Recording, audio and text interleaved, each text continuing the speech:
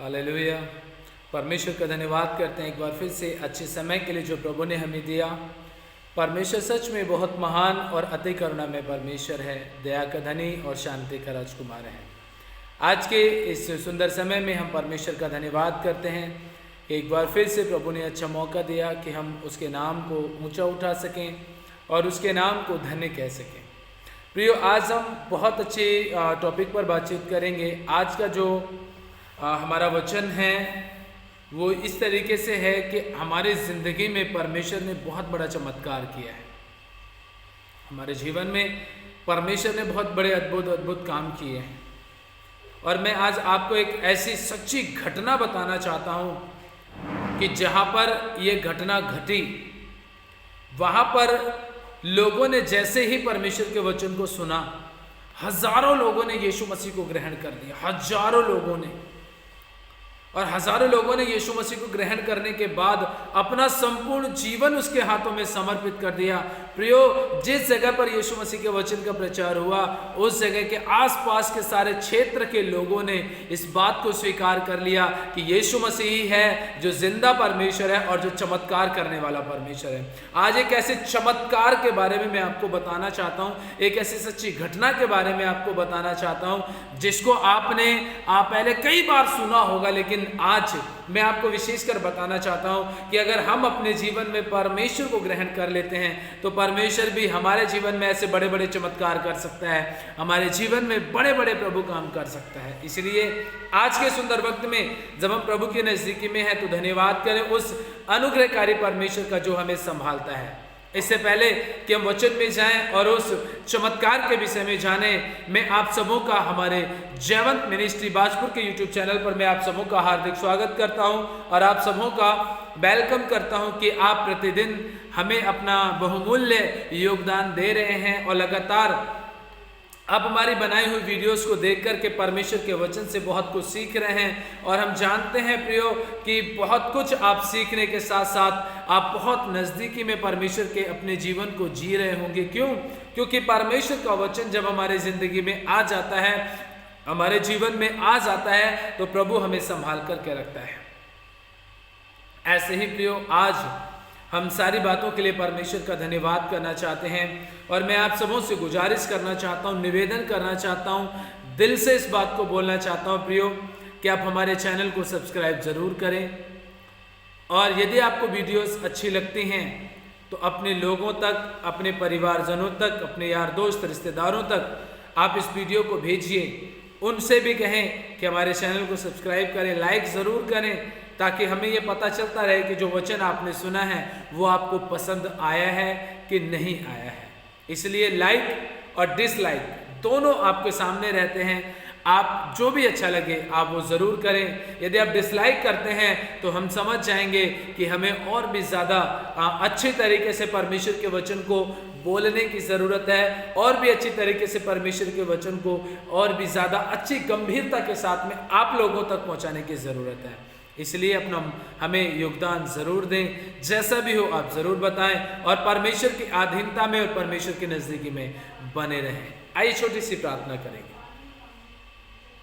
सर्वशक्तिमान, दयालु और सामर्थ्य अनुग्रहकारी जीवित पिता परमेश्वर जी, मैं प्रार्थना करता हूँ प्रभु हर एक जन के लिए पिता, जितने भी प्रिय लोग आज के वचन में शामिल होते हैं प्रभु, इन सबों के जीवन को मैं तेरे हाथों में समर्पित कर देता हूँ। प्रभु मैं तेरा धन्यवाद करता हूँ पिता, प्रभु जी उस चमत्कार के लिए जो तूने अपने लोगों के जीवन में किया। प्रभु आज जब हम उस चमत्कार के ऊपर प्रभु जी जानते हैं, प्रभु जी जब उस घटना को याद करते हैं पिता परमेश्वर, जहाँ पर हजारों लोगों ने तुझे स्वीकार किया है, अंगीकार किया है, तेरे वचन को ग्रहण कर लिया है प्रभु जी, तो होने दीजिए मेरे स्वर्ग के पिता परमेश्वर कि आज हमारा दिल मन आनंद से भर जाए प्रभु, खुशियों से भर जाए प्रभु, और हम कह सके परमेश्वर सच में अगर इस जिंदगी में कोई चमत्कार कर सकता है तो वो सिर्फ परमेश्वर आप हैं जो कर सकते हैं प्रभु। इसलिए आप इसी समय हमारे जीवन में आइए और हम सबों को आशीषित कीजिए और अपनी आत्मा से हमें परिपूर्ण करके चलाइए प्रभु। सारा आदर महिमा आपको देते हैं, मसीह यीशु के नाम में इस प्रार्थना विनती को मांगते हैं, आमीन। हालेलुया। प्रिय परमेश्वर का धन्यवाद करते मैं विशेषकर आपको बताना चाहता हूं कि जब हम प्रेरितों के काम की पुस्तक को पढ़ते हैं तो प्रेरितों के काम की पुस्तक एक ऐसी पुस्तक है यदि वो पुस्तक ना लिखी जाती तो हमें ये नहीं पता चलता कि हमारे प्रभु यीशु मसीह का स्वर्गारोहण कैसे हुआ। अगर प्रेरितों के काम की पुस्तक ना लिखी जाती तो हमें यह पता नहीं चलता कि कैसे पवित्र आत्मा चेलों के ऊपर उतरा। यदि प्रेरितों के काम की पुस्तक ना लिखी जाती तो हमें यह नहीं पता चलता कि चेलों का इतिहास कैसा रहा। यदि प्रेरितों के काम की पुस्तक ना लिखी जाती तो हमें पता नहीं चलता कि चेलों ने क्या किया। अगर प्रेरितों के काम की पुस्तक ना लिखी जाती तो हमें पता नहीं चलता कि रोम में पौलुस ने कैसा प्रचार किया और उसने किस तरीके से अपना जीवन परिवर्तन किया। हमें ना पौलुस के बारे में पता चलता, न फिलेमोन के बारे में पता चलता, न तीमुथियुस के बारे में पता चलता, न रोम की कलीसिया के बारे में, न कुरिन्थ की कलीसिया के बारे में, न गलातियों की कलीसिया के बारे में, न तीतुस के बारे में, न थिस्सलुनीकियों के बारे में, न तीमुथियुस के बारे में, न कुलुस्सियों के बारे में, फिलिपियों के बारे में, इफिसियों के बारे में। हमें किसी भी चीज के बारे में पता नहीं चलता यदि प्रेरितों के काम की पुस्तक ना लिखी जाती तो। हम सब अच्छी तरीके से जानते हैं कि जब चार सुसमाचार प्रभु यीशु मसीह के चेलों ने लिखे तो हम इस बात को अच्छी तरीके से जानते हैं और समझते भी हैं कि उन चारों सुसमाचार में मसीह यीशु के जन्म से लेकर के उसके मृत्यु तक, पुनरुत्थान तक सारा जिक्र किया गया है। लेकिन स्वर्गारोहण के बारे में हमें चारों सुसमाचार में कैसे पता चलता है? जब हम प्रेरितों के काम की पुस्तक पढ़ते हैं तो उसमें हमें पता चलता है कि यीशु मसीह का स्वर्गारोहण कैसे हुआ, चेलों ने उसको कहां से जाते हुए देखा, चेलों ने यीशु मसीह को कैसे स्वर्ग से उठते हुए देखा, और जैसे ही यीशु मसीह को बादलों ने ढांप लिया तो उसके बाद जो स्वर्गदूतों ने आकर के कहा वो क्या कहा, ये सारी बातें हमें प्रेरितों के काम की पुस्तक में से देखने को मिलती हैं, सुनने को मिलती हैं, पढ़ने को मिलती हैं। यदि ये पुस्तक ना होती तो हमें ये सारी बातें बिल्कुल भी पता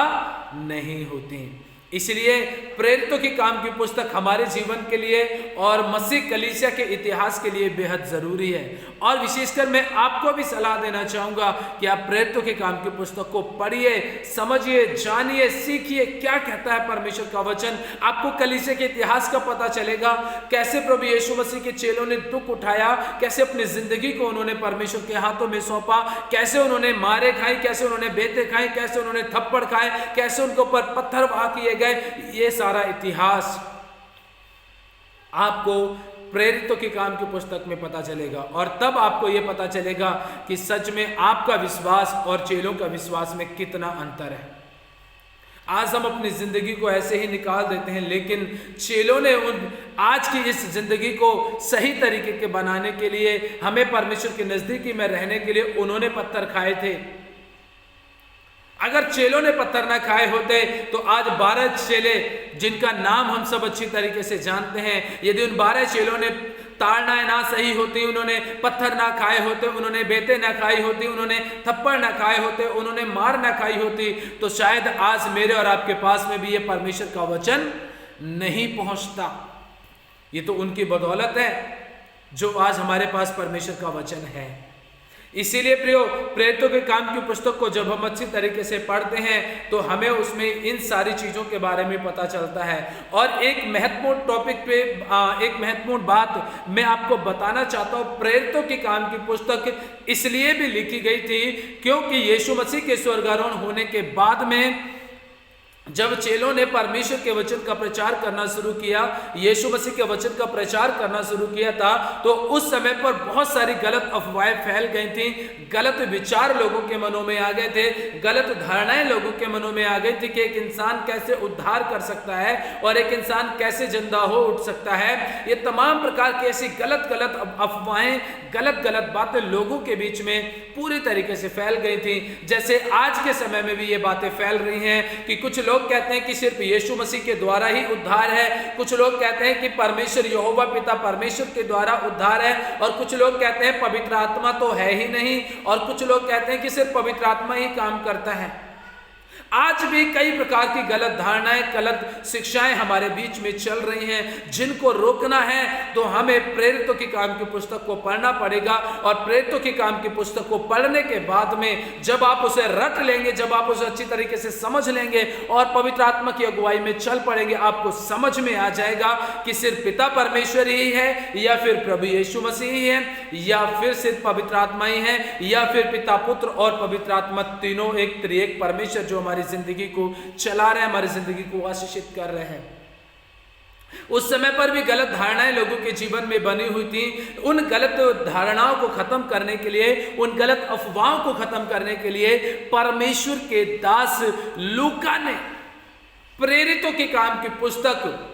पवित्र आत्मा की सहायता के द्वारा, पवित्र आत्मा की सामर्थ के द्वारा और अपने प्रिय दोस्त पौलुस की मदद के द्वारा और चेलों की मदद के द्वारा उसने प्रेरितों के काम की पुस्तक को लिखा। और लिखने के पीछे का एक ही मकसद था, एक ही कारण था, और वो ये था कि गलत शिक्षाओं को खत्म किया जाए, गलत अफवाहों को नष्ट किया जाए, और साथ ही साथ में चेलों के ऊपर यीशु मसीह के कारण कितने दुख आ रहे हैं वो लोगों तक पहुंचाया जाए, ताकि लोग सही शिक्षा को मान सकें, सही शिक्षा के अनुसार चल सकें और सही शिक्षा का प्रचार अपने जीवन में पाकर के वो दूसरों तक परमेश्वर के वचन को पहुंचा सकें।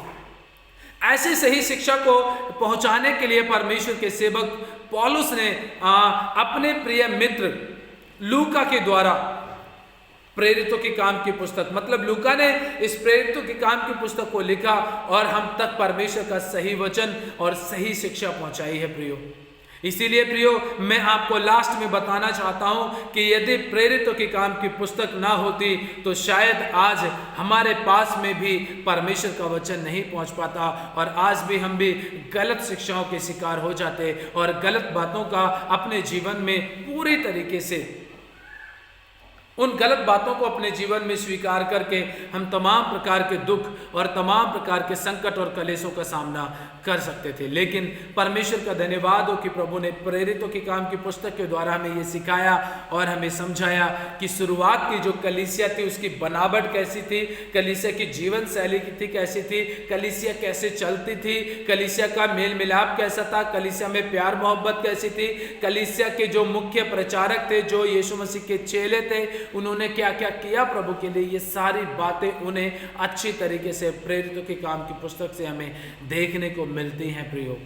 ऐसे ही आज मैं आपको बताना चाहता हूं कि जब कलीसिया की शुरुआत हो रही थी, जब कलीसिया बन रही थी, तो उस समय पर एक ऐसा बड़ा चमत्कार हमारे बीच में देखने को मिलता है जो हमें प्रेरितों के काम की पुस्तक और उसका जब हम 2 अध्याय पढ़ते हैं तो हमें यहाँ पर साफ साफ पता चलता है। प्रेरितों के काम की पुस्तक और 2 अध्याय के 1 वचन में लिखा है, जब पेंतेकोस्त का दिन आया तो वे सब एक जगह इकट्ठे थे। एकाएक आकाश से आंधी,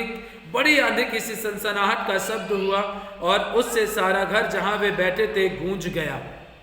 परमेश्वर का वचन हमें इस बात को पूरी तरीके से बताता है और समझाता है कि लिखा है कि पेंतेकोस्त का दिन जब आया था तो जहां पर चेले 120 लोग इकट्ठे हुए थे, वहां पर लिखा है कि चारों तरफ से सनसनाहट सी हुई और परमेश्वर का आत्मा आग की जीभ के समान क्या हुआ, उनके ऊपर आकर के ठहर गया और वो अन्य अन्य भाषा बोल करके परमेश्वर का सुसमाचार सुनाने लगे और परमेश्वर के नाम को महिमा देने लगे। और अन्य लोगों ने तो ऐसा कहा कि शायद ये शराब के नशे में है, ये कई प्रकार की ऐसी गलत बातें बोली, ये कई प्रकार की ऐसी बुरी बातें उनको बोल बोल करके इस चीज को बताया गया कि ये नशे में आ गए हैं, या इन्होंने शराब पी ली, या मदिरा पी ली है।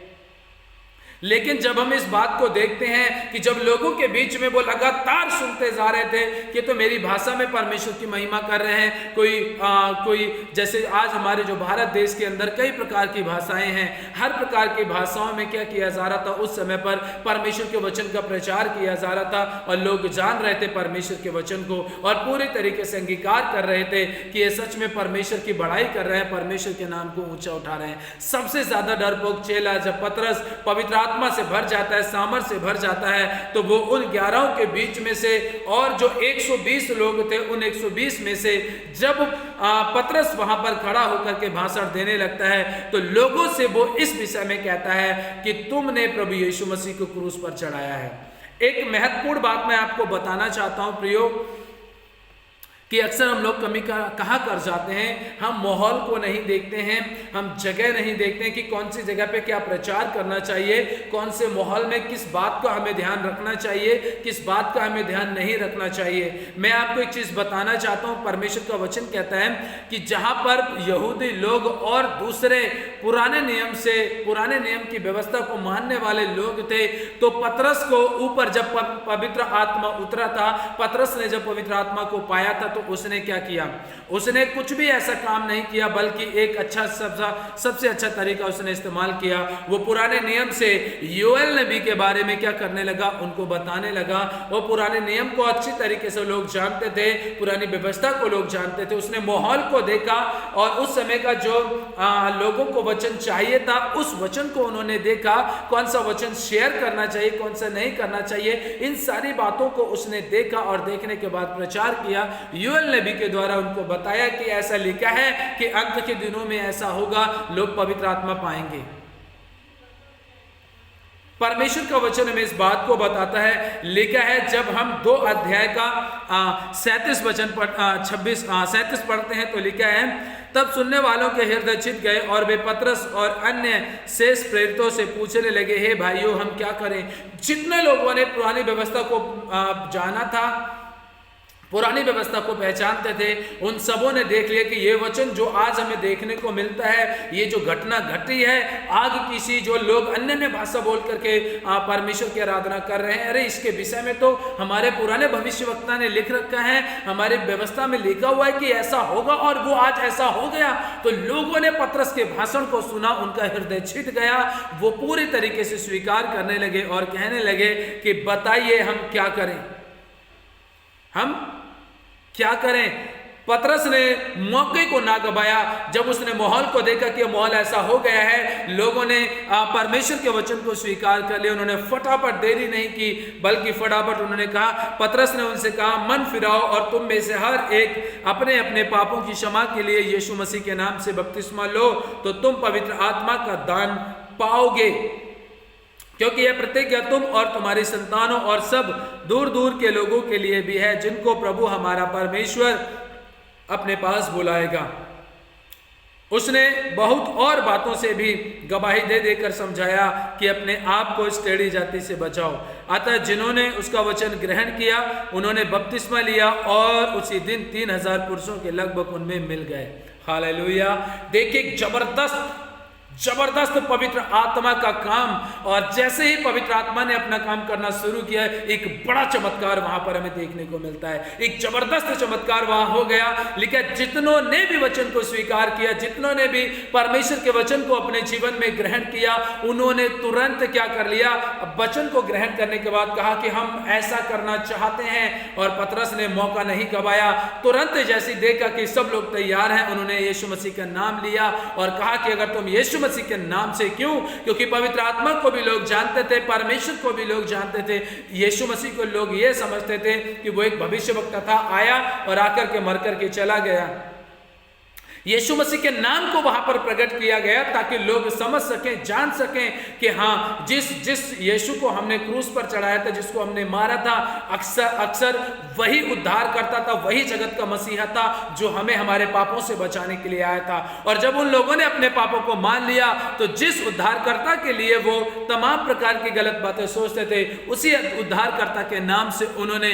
पापों को लिए क्षमा मांगी, पश्चाताप किया, तौबा किया और यीशु मसीह ने उन्हें माफ किया। और जैसे ही यीशु मसीह ने उन्हें माफ किया, उन्होंने स्वीकार कर लिया। लिखा है तुरंत 3000 लोग कलीसिया में मिल गए। बड़ा मिराकल, हालेलुया। सच में कितनी जबरदस्त बात है हमारे लिए कि बड़ा चमत्कार यहाँ पर हमें देखने को मिलता है। और आगे बाइबल हमें ऐसा बताती है कि वो चमत्कार सिर्फ चमत्कार बनकर के ही नहीं रहा, बल्कि वो कलीसिया परमेश्वर के प्रेम में बढ़ती गई। और जो लोग उनमें मिले थे वो प्रेरितों से शिक्षा पाने, संगति रखने, रोटी तोड़ने और प्रार्थना करने में लौलीन रहते थे। हमेशा इन 4 कामों में वो परमेश्वर के सेवकों के साथ में बने रहे। मेरे भाई, मेरी बहन, मैं आपसे भी कहना चाहता हूँ, यदि आप परमेश्वर के सच में बड़े चमत्कार को अपने जीवन में देखना चाहते हैं, आप अपनी समस्याओं से आजाद होना चाहते हैं, अपनी तकलीफों से आजाद होना चाहते हैं, तो आप परमेश्वर के नजदीकी में आकर के तौबा कीजिए, पश्चाताप कीजिए, परमेश्वर की अधीनता में आ जाइए। परमेश्वर सच में आपके जीवन में काम करेगा और आप शिक्षा पाने में, रोटी तोड़ने में, संगति करने में, प्रार्थना करने में, परमेश्वर और उसके सेवकों के साथ में हमेशा बने रहना। ऐसा ही करने से परमेश्वर आपकी जिंदगी में और बड़े बड़े मिरेकल करेगा, चमत्कार करेगा। आपकी जिंदगी को ऐसे ही नहीं रहने देगा, बदल करके रख देगा। यीशु मसीह के सामर्थ्य नाम से मैं आप सबों के लिए यह घोषणा करना चाहता हूं, यदि आप परमेश्वर के साथ ईमानदारी के साथ बने रहेंगे, परमेश्वर आपकी जिंदगी को सेम नहीं रहने देगा, वो बदल देगा आपकी जिंदगी को, परमेश्वर चेंज कर देगा आपकी जिंदगी को और आपको अपनी सामर्थ्य से भर करके चलाएगा। हालेलुया। आज के इस वचन के द्वारा परमेश्वर आप सबों को आशीष, आपकी जिंदगी में काम करे, आपको चमत्कार से आपकी जिंदगी को आशीषित करे। मैं प्रभु यीशु मसीह के नाम से आपके लिए प्रार्थना करता हूं कि आपका रोजगार, आपका बिजनेस, आपका घर, आपका परिवार, आपका जीवन, आपकी लाइफ स्टाइल सब यीशु मसीह के नाम से बदल जाए और आप प्रतिदिन मसीह यीशु में ग्रोथ करते चले जाएं, आप मसीह में बढ़ते चले जाएं और आप परमेश्वर के लिए फल लेकर आएं और वो फल परमेश्वर को ग्रहण योग्य होने पाए। यीशु मसीह के सामर्थ्य नाम से आमीन। हालेलुया। ऐसे ही प्रियो और भी ज्यादा हम परमेश्वर की अधीनता में बने रहें, आप परमेश्वर के नजदीकी में बने रहें, प्रभु के साथ में आप बने रहिए, परमेश्वर के नजदीकी में चलते रहिए। परमेश्वर आप सबों को इस वचन के द्वारा आशीष और बरकत दे। आप अपना और अपने परिवार का ध्यान रखें, प्रभु में मगन रहें, प्रभु में आनंदित रहें, प्रभु से चिपके रहें, उसे प्यार करते रहें और शैतान से वचन के द्वारा फाइट करते रहें ताकि आप जीत सकें और आप परमेश्वर का धन्यवाद कर सकें। लास्ट में जाते समय पर आप हमारे जयवंत मिनिस्ट्री बाजपुर के यूट्यूब चैनल को आप लाइक करें, शेयर करें, कमेंट करें, बेल आइकन के बटन को प्रेस करें और साथ ही साथ चैनल को सब्सक्राइब भी करें। परमेश्वर आप सबों को आशीष दे। प्यार से जय मसीह की।